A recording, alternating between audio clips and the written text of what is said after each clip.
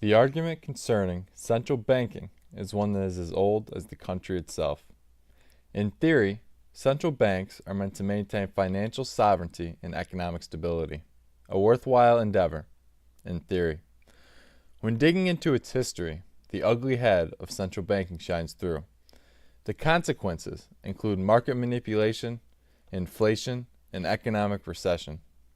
The United States has had various forms of national banks, but was solidified in 1913 with the creation of the Federal Reserve.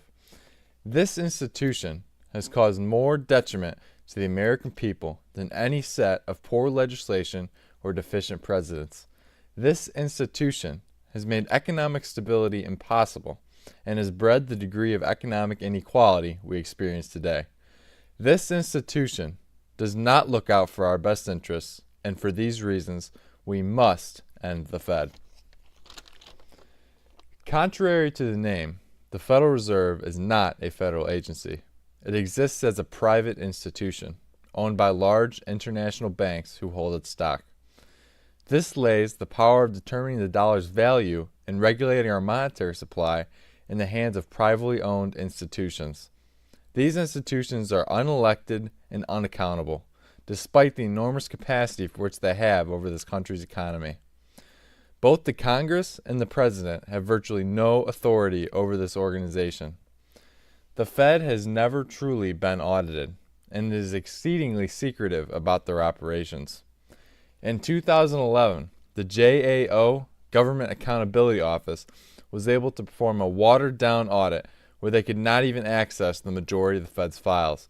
And it was found that between 2008 and 2011, they printed $16 trillion and used it to bail out various banks and corporations. The Federal Reserve is not working for the American people. They are working for the overwhelming wealth of the banking cartels. The methods in which the government prints currency is in itself a scheme. In fact, the government doesn't have the authority to print money. That ability is granted to none other than the Fed. The government cannot create a dollar without borrowing it. So for every borrowed dollar, they have to pay interest on it, and therefore creates more than a dollar of new debt. This debt created from interest ends up being paid by the American taxpayer. In 2010, taxpayers were given the responsibility of paying $413 billion on interest on the national debt. This number has been projected to be over $900 billion in 2019.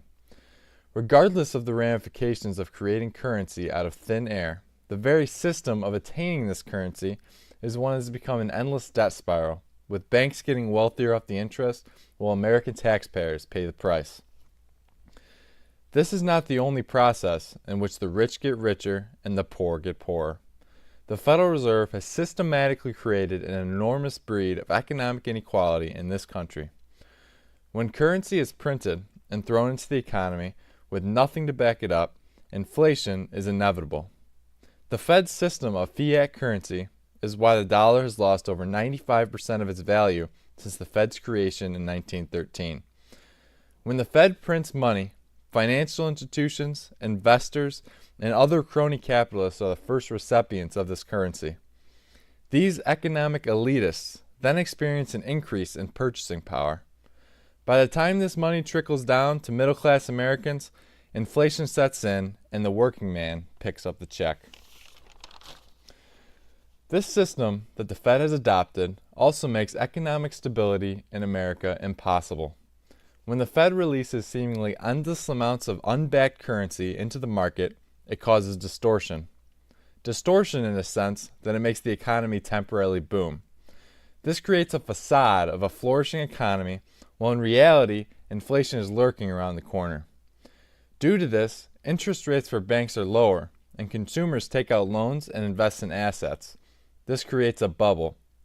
And when inflation sets in, the bubble bursts and people can no longer afford these assets. This leads to an economic recession, or a bust. An example of this can be seen in the financial crisis of 2008. The Fed had been flooding the economy with fiat currency for years, and it spawned many bubbles, specifically that of housing. When inflation took effect, the housing bubble burst and the economy fell into recession. Recession, in fact, is the only way to repair the distortion, letting the market return to where it should be. But in these times of recession, the Fed pumps even more money into the economy and the whole process starts over.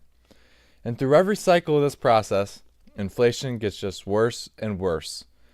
As long as the Federal Reserve exists, the boom-bust cycle will continue, and America will never experience economic stability. It is unfathomable that an organization such as this has been able to take hold of the United States economy. How can we tolerate an organization with this much power to have this much secrecy? How can we tolerate an organization with this much power to have virtually no accountability? How can we tolerate a private institution to embed itself in our government and perpetually steal from the working class? If the American people wish to escape a future of inequality, debt, and hyperinflation, the Federal Reserve must be abolished.